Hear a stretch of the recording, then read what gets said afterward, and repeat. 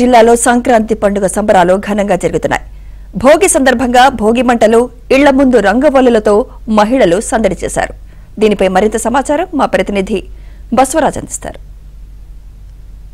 3 రోజుల పాటు కొనసాగే సంక్రాంతి పండుగ ఉమ్మడి పాలమూరు జిల్లాలో ఘనంగా ప్రారంభమైంది. ఇవాళ భోగి పండుగతో ప్రారంభమయ్యే ఈ పండుగ ఇవాళ భోగి పండుగలో ముఖ్యంగా మనకు ఇక్కడ అంటే డిఫరెంట్ గా సెలబ్రేట్ చేసుకునే సందర్భం ఇది.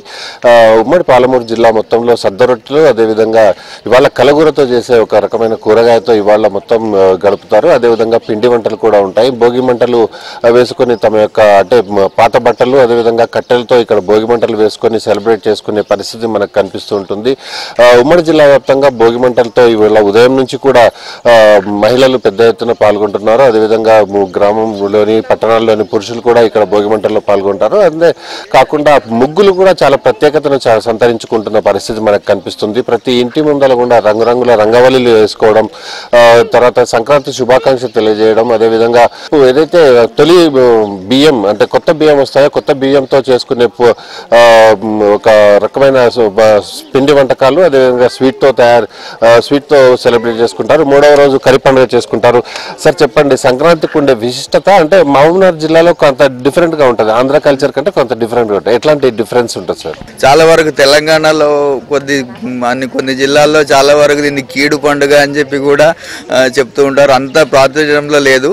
అయినా ఇప్పుడు అంతా తెలుగు వారందరూ ఒకటై మొత్తం సంక్రాంతి పండుగని ఘనంగా నిర్వహిస్తున్నారు. దాంట్లో మొదటి రోజుగా వచ్చే భోగి కొరకు సంబంధించి భోగి ముగ్గుల పండుగతో పాటు భోగి మంటలు వేయడము, మామూలుగా ఆహారంలో ప్రధానంగా జొన్నలు, సద్ద రొట్టెలు, దాంట్లో నువ్వులను ఎక్కువగా ఉపయోగించడం, నువ్వుల రొట్టెలు తయారు చేయడము అవన్నీ చేస్తూ ఉంటారు.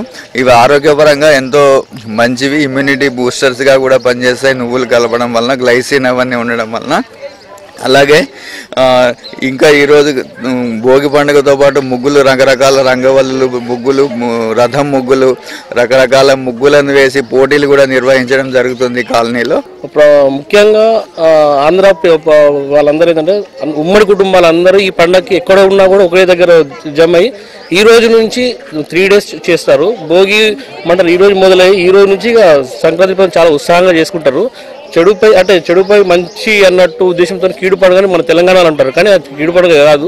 తెలంగాణలో కూడా చాలా మంచిగా చేసుకుంటాం, ముగ్గుల పోటీలు చేసుకుంటూ చాలా బ్రహ్మాండంగా చేస్తున్నారు తెలంగాణలో కూడా.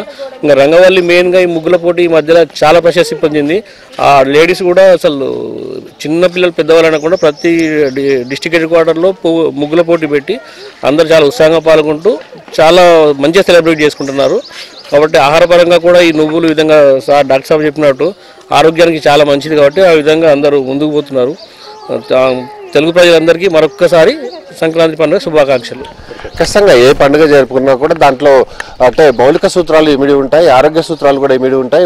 చేసే ప్రతి వంటకం కూడా ఆరోగ్యపరంగా కూడా చాలా హైజీనిక్ గా ఉంటుంది. అదేవిధంగా పండుగలు కూడా అంటే ఉత్సాహాన్ని నింపడమే కాకుండా ఉమ్మడి కుటుంబాలను ఏకం చేసే పండుగలుగా ఇలాంటి పండుగలు నిలుస్తాయని చెప్పి ఇక్కడ ప్రజలు వెల్లడిస్తున్నారు. వీడియో జర్నలిస్ట్ సంతోష్తో బస్వరాజ్, ఏబిఎన్ ఆంధ్రజ్యోతి, మహబూబ్నగర్.